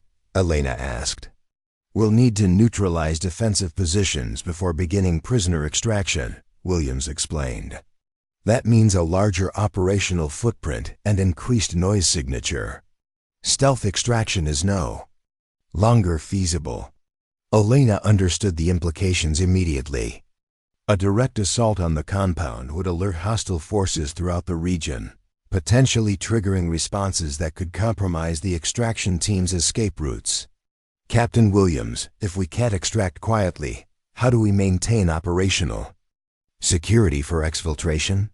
Thompson answered by revealing intelligence that had been classified until that moment. Captain, this operation has support assets that extend beyond our immediate team. Air support is positioned to suppress hostile responses. Electronic warfare capabilities will disrupt communications in a 50-mile radius, and diplomatic pressure is being applied to prevent regional forces from interfering with our extraction. The scope of resources being committed to the rescue operation was staggering. Elena realized that her 18 months of preparation had culminated in a military operation that involved assets from multiple agencies and commands. This is a much larger operation than I anticipated, Elena said. Because the political implications of failure are much larger than a simple rescue mission, Williams replied. Your teammates' survival proves that American soldiers were abandoned. For political reasons, success validates that decision. Failure confirms it was wrong. Elena felt the weight of those implications settling over the mission planning. Crawford, Kim, and Martinez weren't just prisoners to be rescued. They were symbols of military accountability and political decision-making that extended far beyond their individual lives. Detective Sullivan, who had been observing the military planning from a respectful distance, approached with a question that addressed practical concerns beyond tactical considerations. Captain Vasquez, once this mission is complete, what happens to your life in Millbrook? Dr. Winters, your co-workers, the people who came to care about Emma Rodriguez, they deserve some kind of explanation. Elena had been so focused on mission planning that she hadn't fully considered the aftermath of her exposure. The relationships she had built in Millbrook had been based on deception, but the affection and concern were genuine. Detective, I honestly don't know, Elena admitted. Emma Rodriguez was created to provide cover for intelligence gathering, but the people who knew her weren't part of that deception. They cared about someone who didn't really exist. She existed, Sullivan corrected gently. The person who was kind to animals, who worked quietly and competently, who helped Mrs. Walsh with heavy lifting, that person was real. The name and background were false, but the character was genuine. The observation touched something in Elena that she had been suppressing throughout her months of deep cover. Emma Rodriguez had been more than just a false identity. She had been a glimpse of the person Elena might have become if her life hadn't been shaped by military service and classified operations. Sergeant Gutierrez interrupted the personal conversation with urgent news from his communication monitoring. Captains, I'm intercepting increased radio traffic from the compound. The execution preparations are accelerating. Timeline may be moving up again. Elena immediately returned to her monitoring equipment, confirming Gutierrez's assessment with her own intelligence sources. The Arabic conversations revealed a new urgency in the compound's activities. They've received intelligence about increased satellite surveillance of their location, Elena translated. The leadership has decided to execute the prisoners immediately, rather than risk a rescue attempt. New timeline is 6 hours from now. The compression of their operational window was devastating but not unexpected. Elena had anticipated that external factors might accelerate the terrorist group's decision-making process. Williams looked at his team with the calm authority of someone who had adapted to changing circumstances in hostile environments. 6 hours gives us time for one mission attempt. No reserves, no contingency planning, no second chances. Which means everything has to work perfectly the first time. Thompson added. Elena studied the tactical displays one final time, her 18 months of preparation condensing into the next few hours of mission execution. Every detail she had memorized, every piece of intelligence she had gathered, every relationship she had sacrificed, all of it would be validated or rendered meaningless by what happened in the Syrian desert within the next 6 hours. Captain Williams, Elena said, her voice taking on the authority of someone who had commanded life or death operations. I request permission to accompany the extraction team. Williams looked at her with surprise. Captain, you've provided invaluable intelligence, but you're not equipped or prepared for direct combat operations after 18 months of civilian life. With respect, Captain, I'm the only person here who knows the compound layout from direct observation, who can communicate with the prisoners in languages they'll recognize under stress, and who has personal motivation that exceeds professional duty. Elena's request created a tactical dilemma. Her knowledge and motivation made her valuable for the mission, but her emotional investment and extended absence from combat operations made her a potential liability. Thompson stepped forward with a compromise proposal. Captain Vasquez could accompany the team to the operational perimeter, providing real-time intelligence support and prisoner communication without direct involvement in combat operations. Williams considered the proposal, weighing tactical advantages against operational risks. Captain Vasquez, if you accompany this team, you follow orders without question and accept that mission success takes priority over individual considerations. Can you operate under those constraints? Elena's answer was immediate and unequivocal. Captain Williams, I've been operating under those constraints for 18 months. The mission is to bring Crawford Kim and Martinez home. Everything else is secondary. The extraction team spent the next 2 hours integrating Elena's intelligence with their operational planning, creating a mission profile that combined 18 months of preparation with cutting-edge military resources. Elena watched professionals she had just met incorporate her carefully gathered intelligence into plans that would either vindicate her sacrifice or confirm that some soldiers are destined to be left behind. As the team prepared for deployment, Elena looked down at the tattoo that had hidden crucial intelligence for 18 months. The floral pattern that had fooled everyone in Millbrook was about to guide the most important operation of her life. In 6 hours, her teammates would either come home or die in a terrorist compound, and the success or failure would depend on whether 18 months of preparation could overcome the tactical realities of a rescue operation that had been designed to fail from the beginning. The coordinates tattooed into her skin were no longer just hidden intelligence. They had become the roadmap for an operation that would determine whether Elena's sacrifice had been worthwhile and whether American soldiers could trust their government to bring them home when missions went wrong. The rescue operation launched at 0200 hours from a forward staging area 50 miles from the Syrian compound.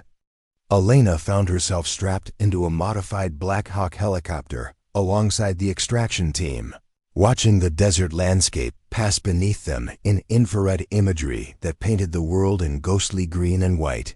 "Captain," Williams' voice crackled through her headset as they approached the target zone. "Ghost Viper, this is Reaper. We're 15 minutes from insertion. Confirm your intelligence assessment of the target perimeter." Elena activated her handheld communications equipment, monitoring the Arabic frequencies that had provided crucial intelligence for 18 months. The intercepted conversations painted a picture of a compound on high alert, but still following the operational patterns she had memorized. "Reaper, Ghost Viper confirms guard rotation occurred on schedule. Eastern approach route remains viable. But be advised they've added 2 roving patrols that weren't in the original intelligence." The helicopter touched down in a depression 2 miles from the compound, its noise signature masked by electronic warfare assets that were jamming communications throughout the region. Elena watched the extraction team deploy with the fluid precision of professionals who had conducted similar operations in hostile environments around the world. Thompson took point, her movements barely visible even with night vision equipment. Williams and Gutierrez followed, carrying specialized breaching charges designed to exploit the structural weaknesses Elena had identified in her tattoo intelligence. Shun brought up the rear with medical equipment configured for treating prisoners who had endured 18 months of captivity. Elena remained at the landing zone with communication equipment that kept her connected to both the extraction team and intelligence assets monitoring the operation from satellites positioned over the Middle East. Her role was to provide real-time intelligence updates and serve as translator if the prisoners were too traumatized to respond to English commands. The approach to the compound took 47 minutes, with Elena tracking the team's progress through both their position reports and intercepted communications from guards who remained unaware that their perimeter had been breached. Her 18 months of intelligence gathering had identified blind spots in their surveillance coverage that the extraction team exploited perfectly. "Ghost Viper, this is Reaper. We have visuals on the target structure, confirming prisoner locations." "Based on your intelligence," Williams reported through encrypted communications. Elena consulted the tactical display that integrated her tattooed coordinates with real-time satellite imagery. "Reaper, prisoner should be in the eastern section of the compound. Crawford in cell 3, Kim in cell 7, Martinez in cell 12. Be advised that Crawford has mobility limitations from leg injuries." The breaching operation began at 0347 hours with simultaneous explosions at 3 different locations around the compound's perimeter. Elena's intelligence about structural weaknesses proved accurate. The walls collapsed exactly as predicted, creating entry points that allowed the Extraction team to penetrate the compound's defenses without encountering the heaviest defensive positions. Through her communication equipment, Elena could hear the chaos erupting inside the compound as guards responded to the unexpected attack. The Arabic conversations revealed confusion and panic as the terrorist fighters struggled to coordinate their response to professional military tactics. Multiple breaches. Americans inside the compound.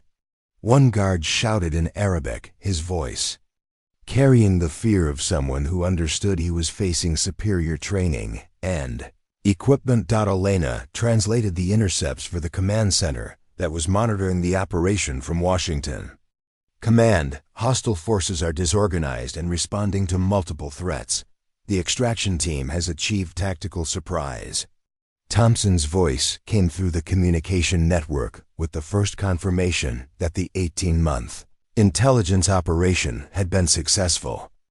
Ghost Viper, this is Ghost. I have visuals on American prisoners, 3 individuals, alive and conscious. Beginning extraction procedures. Elena felt 18 months of tension and preparation, culminating in that single moment of confirmation. Crawford, Kim, and Martinez were alive, and the coordinates tattooed into her skin had guided their rescue team directly to them. Understood, Ghost. Are the prisoners able to move independently? Elena asked, knowing that their physical condition would determine extraction procedures. Crawford needs assistance with mobility. Kim appears disoriented, but responsive. Martinez is in better condition and helping with the other 2. Thompson reported. The medical intelligence Elena had gathered proved accurate. Her teammates had survived 18 months of captivity, but they would need support to reach the extraction point safely. Williams' voice carried new urgency as hostile forces began to organize their response. Ghost Viper, we have approximately 8 minutes before hostile reinforcements arrive from surrounding areas, beginning movement to extraction point. Elena monitored communications from regional terrorist cells as they responded to reports of American military activity.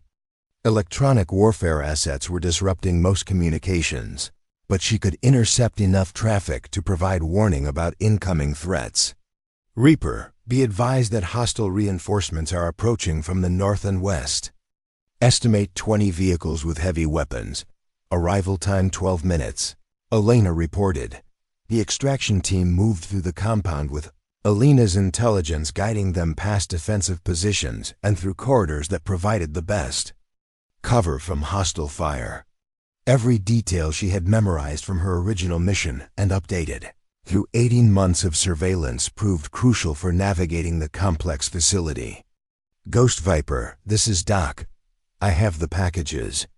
Crawford has a compound fracture in his left leg that's partially healed incorrectly.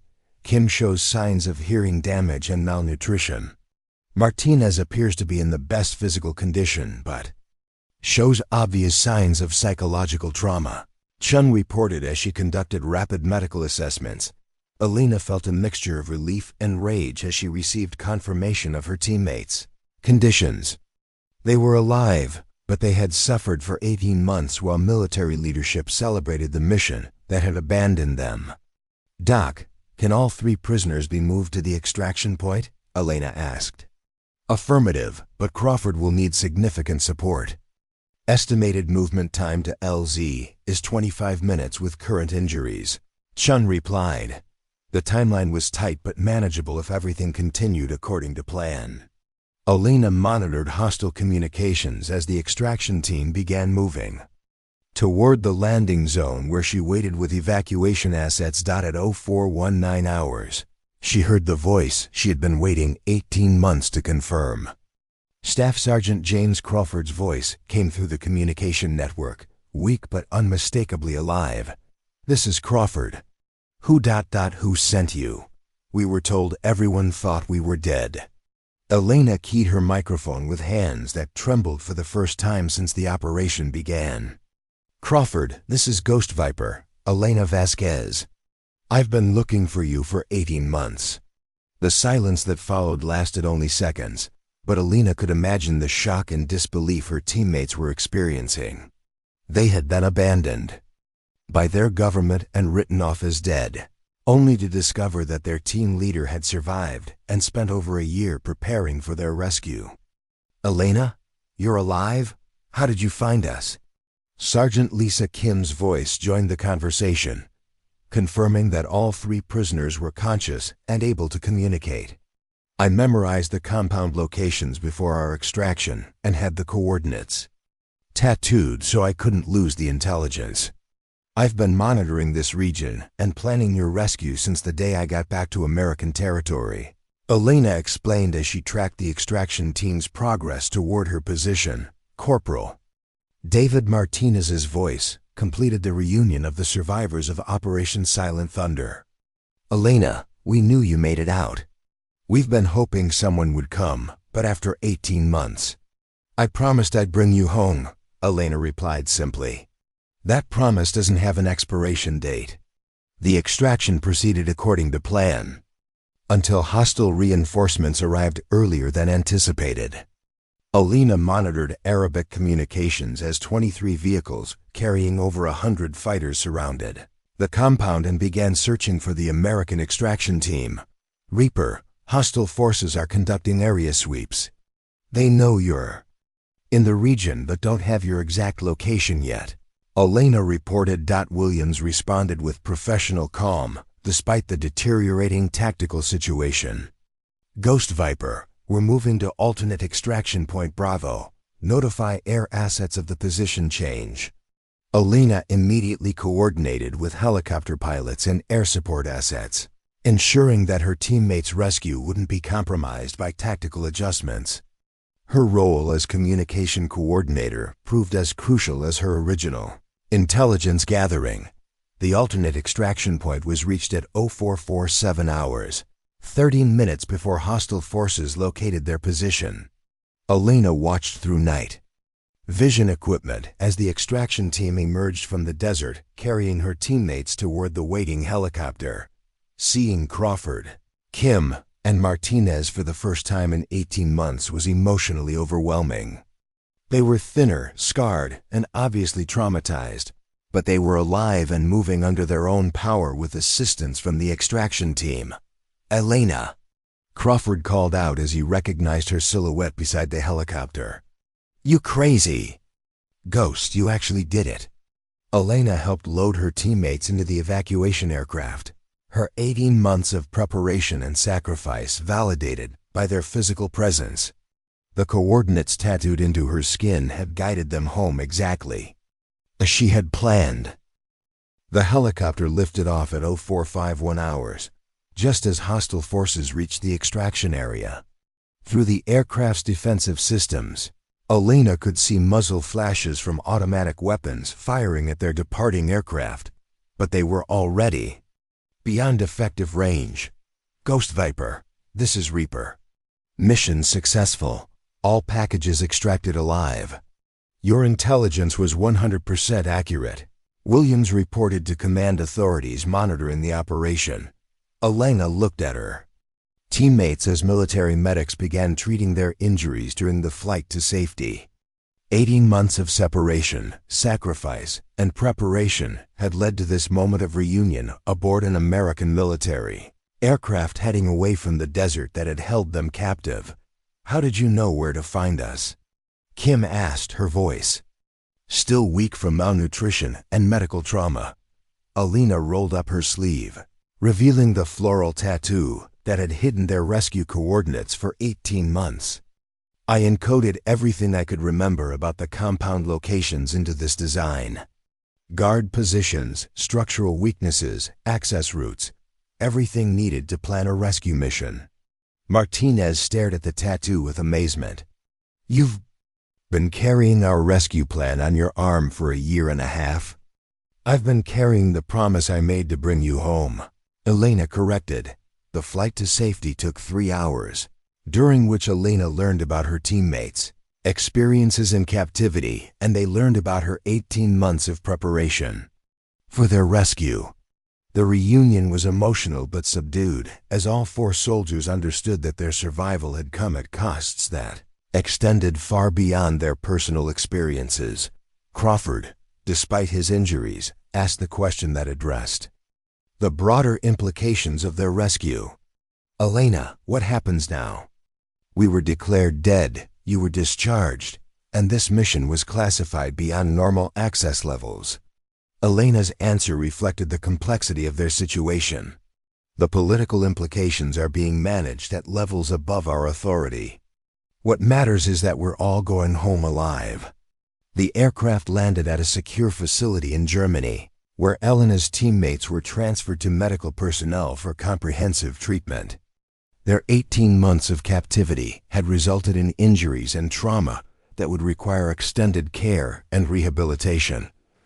Elena remained with them through initial medical evaluations, serving as translator when PTSD symptoms made communication difficult and providing continuity with their pre-capture identities when psychological trauma created confusion. Dr. Sarah Harrison, the psychiatrist assigned to evaluate the rescued prisoners, spoke with Elena privately about the challenges her teammates would face during recovery.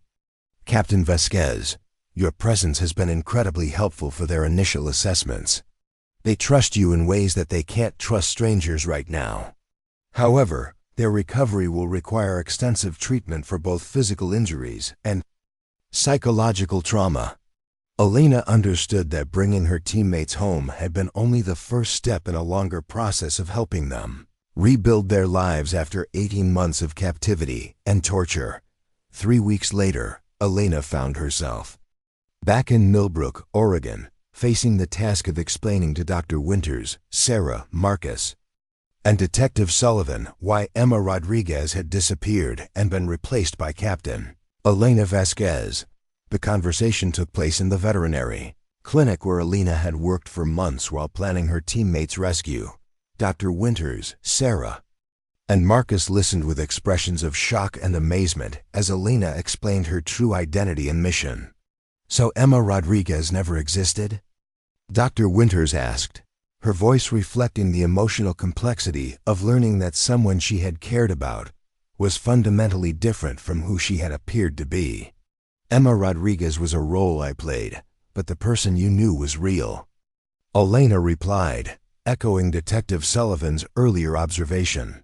"The kindness toward animals, the dedication to work, the gratitude for your acceptance, all of that was genuine."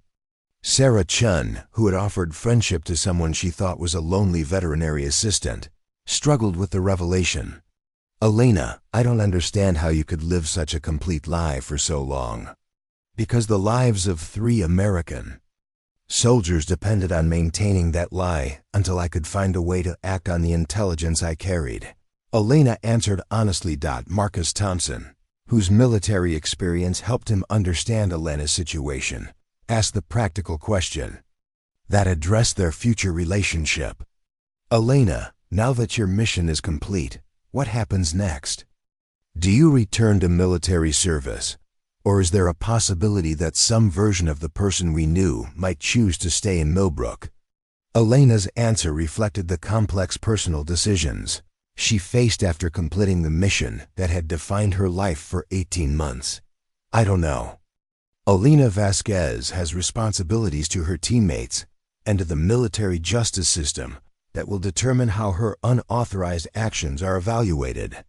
But Emma Rodriguez, the person who loved working with animals and found peace in the simple routines of small-town life, that person was real too." Detective Sullivan, who had initiated the investigation that led to Elena's exposure, offered an observation that captured the broader implications of her story. "Elena, you've demonstrated that sometimes the most extraordinary people are hiding in the most ordinary places, and sometimes the most important missions are carried out by individuals who choose to serve without recognition or reward." 6 months later, Elena received authorization to establish a veterinary practice in Millbrook while maintaining reserve status with Army Special Operations Command. Her teammates' recovery was progressing well, with Crawford learning to walk again, Kim regaining most of her hearing, and Martinez working through psychological trauma with dedicated professional support. The floral tattoo on Elena's arm remained unchanged, but its meaning had evolved from hidden intelligence to visible memorial for an operation that had demonstrated both the failures and successes of American military commitment to leaving no soldier behind. Dr. Winters, who had hired Elena as a Lena as a Fano, Lena as a leaving no soldier behind. Dr. Winters, veterinary assistant, became her business partner in a practice that served both domestic animals and provided veterinary support for military working dogs at regional training facilities. Elena's story became a classified case study in military leadership courses, teaching future officers about the importance of verifying intelligence, maintaining accountability for personnel, and recognizing that individual initiative sometimes succeeds where institutional processes fail. Detective Sullivan was promoted to Chief of Police and remained Elena's closest friend in Millbrook, someone who understood that the most important truths are often hidden beneath carefully constructed appearances. Elena's tattoo served as a daily reminder that coordinates can be more than just numbers on a map. They can be promises, commitments, and proof that some people will never abandon their responsibilities regardless of the personal cost. The coordinates that had guided a rescue mission across 2 continents and 18 months of preparation had become a symbol of loyalty, determination, and the truth that extraordinary people often choose to serve in the most ordinary ways, carrying secrets that can save lives and keeping promises that others might choose to forget. Up next, you've got 2 more standout stories right on your screen. If this one hits the mark, you won't want to pass these up. Just click and check them out. And don't forget to subscribe and turn on the notification bell so you don't miss any upload from us.